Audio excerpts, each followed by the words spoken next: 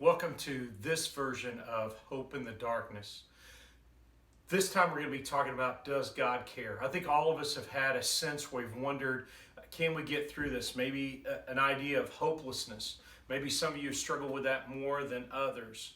I'm reminded of a story that's told of Eugene Land, who was a self-made millionaire. He was invited to go into an East Harlem school and try to inspire sixth graders. And so 59 sixth graders he was going to talk to and try to help them not to drop out of school. And so as he thought about how do I inspire them, mostly black and Puerto Rican students, he kind of scrapped all his notes after he worked on it for a while. He said, I'm just going to speak from the heart.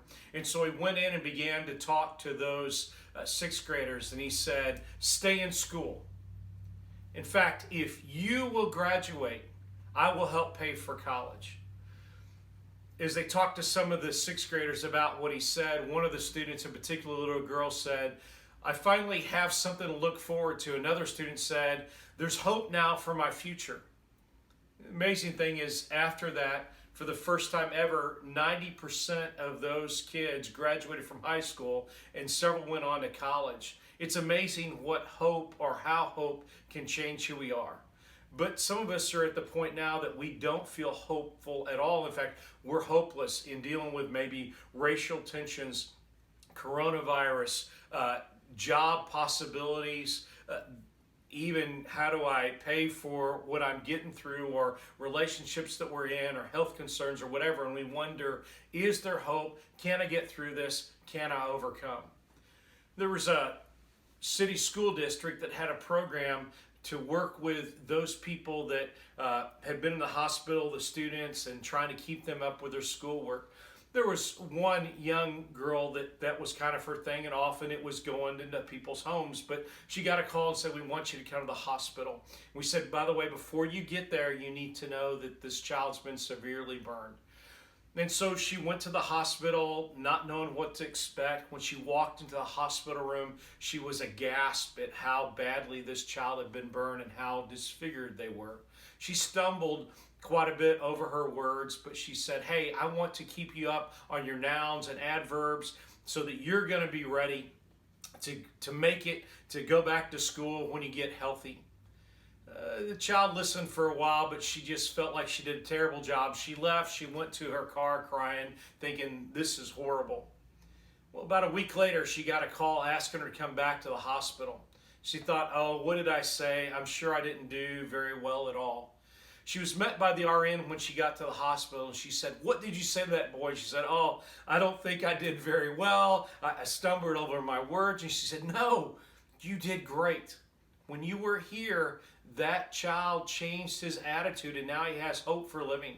So she went in and began to study with the child for a while, and before she left, she said, hey, what did I say to you that kind of made you want to do your homework? The little boy said, I knew if they sent somebody here to work on their nouns and adverbs that they must think that little boy's going to make it.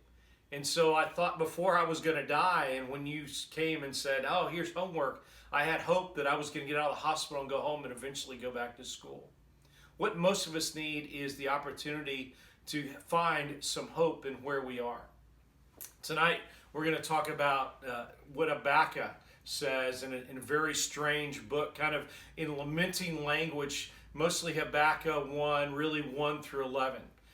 It's really not saying, why does God reward the wicked and punish the righteous, but yet there's a sense in that. It's not necessarily about justifying God's ways to human, although there's a sense that that's in there. It is about God as being just, and it's not necessarily about human doubt, but that's part of the text too.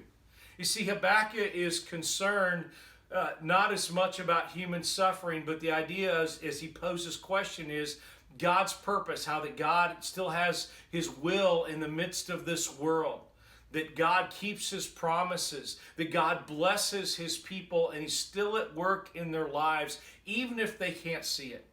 You see, God has a purpose for all of us, and I think sometimes we sit there and we say, I don't see how God's going to answer my prayer. I don't see how God's going to help me through this. I don't see how to get through the midst of this darkness.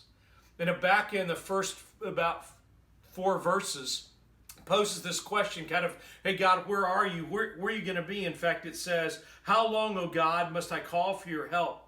And you're not listening. Or how much will I cry out for you? And the whole idea is, he says, I see bad things happening. And I don't know where you are, God. And God comes back with his answer, verses 5 through 11. And basically, God begins to say, I'm still at work, even if you can't see me. In fact, sometimes when it appears that I'm not there, I'm doing incredible things. I've noticed that in my life, this sometimes when I pray for God to overcome things, I learn more in the suffering and the hardship than I do in good times. God's answer is, I'm still here, even if you can't see me. I know that you wonder where I am, but I'm still at work. In fact, I've never been out of this. In fact, it's just the opposite, that God works in the midst of turmoil. Christianity often does better in times of persecution because we spread the good news. People's faith often grows more in turmoil than in good times. We become more spiritually disciplined often when we're challenged rather than when we just sit and do nothing. God is always involved. He's always forward in his kingdom. It's about eternal things, not necessarily, as we find in Habakkuk, about national things. If you're worried about our country, I understand. But God says it's not about a nation. It's about where you're going to spend eternity. In fact, in just a few minutes, we're going to listen to Bob Reely. In fact, there's going to be another section you listen to Bob later. But he's going to tell a story about when he was in Vietnam. And how that the only thing he could do was trust. And there were moments that he didn't think he was going to make it. But God gave him a song. And in that song, he was able to overcome and finally found hope that Jesus would go with him wherever he is. Here's what you need to know about tonight. Does God care? Yes, he does. Are there times you can't see him? Yeah, probably. But God's still at work. Do you feel hopeless? Sure, you might. But realize that God's still at work and he has a song and a message and a place for you. And God cares more about where you spend eternity rather than if things necessarily go well right now. Does God still want to bless you? Yeah, he does. But God is at work, and even if you can't see him and where you are now, realize that he is still at work behind the scenes. And what if you're like me? Is it sometimes only when things go wrong is my attention really heightened and I make changes? And what if we have to learn the hard lessons? And what if God is more glorified in persecution than in good times? God has hope for you. Don't give up. Find the hope, because God will meet you wherever you are, in the hospital bed, in the uncertainty, in the struggle. God is still at work. As one example of this faith that you might have through a protracted period of time that Todd would like for me to share, and others has been too, is when I was in Vietnam, one of my, it hardly seems like it occurred now. It's been so long ago. It's so, in a sense, bizarre, but it really did happen. And that I was on a night reconnaissance mission as a forward air controller, flying a small aircraft about 200 miles out into enemy territory over Cambodia, okay? 300-foot deep jungle. And as I'm looking for trucks and equipment coming down the Ho Chi Minh Trail, I experienced what no pilot ever wants to experience. That's complete electrical failure. And if you think of all the things that operate electronically around your house, everything on the airplane by and large operates electronically. Well, no lights, and on top of that, it's a 2-engine aircraft. I have the failure of the rear engine. Of course, I can't start the rear engine because what's the starter? It's electronic. I can't jettison my stores, and when I say stores, I'm talking about rockets and that sort of thing like that. I can't jettison those because the jettisons are electronic. So I'm too low in altitude to bail out. I'm sinking right down into the jungle, and on one engine, finally hang there by one engine. Now, I can't really turn the aircraft very quickly. I don't have any navigational equipment. It was a dark, dark night. There's no residual light in terms of mercury vapor lights, Walmart parking lots, etc. When you're in a developing country like Cambodia and the Indochina Peninsula, it was black, and I was fighting like the dickens to maintain my wings level and to fly the aircraft. Well, to make a relatively long story short, when I flew west, I came across the Mekong River, which did have some residual light off of it. It's big as the river, the Mississippi River is at Memphis, in fact bigger. And I knew that river pretty well because I'd flown up and down it so much.